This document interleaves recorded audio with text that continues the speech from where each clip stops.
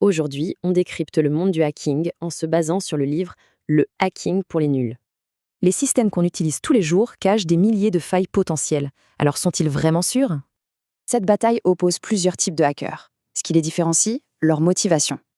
D'abord, les chapeaux noirs. Ce sont les pirates malveillants. Ils cherchent à voler ou à causer des dégâts.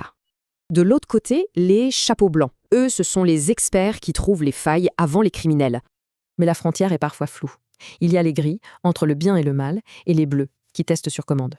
Le nombre de failles potentielles dans un seul système, on parle de plusieurs milliers. Et absolument rien n'est à l'abri. Routeurs, applications web, bases de données et même nos téléphones. La règle d'or pour défendre un système? Penser et surtout agir comme un attaquant. Ce processus, qu'on appelle un test d'intrusion, se fait généralement en 3 étapes clés. Première étape, la collecte d'infos. Le but est de trouver tout ce qui est public sur la cible. Et ça passe partout, des réseaux sociaux à des techniques plus archaïques comme la fouille des poubelles. Deuxième étape, l'exploitation. On tente de profiter des failles trouvées. C'est un mix de psycho et de techno. Ça commence souvent par l'humain, avec l'ingénierie sociale. Le fameux hameçonnage en est le parfait exemple. Après avoir ciblé l'humain, on passe à la technique. On scanne le réseau pour trouver les failles logicielles. On se souvient de WannaCry. L'attaque a réussi car elle exploitait une faille connue, mais pas corrigée partout.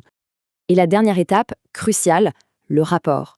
Le hacker éthique détaille tout pour aider à renforcer les défenses. Alors comment se protéger? Mise à jour, mot de passe solide et surtout, la formation continue des gens.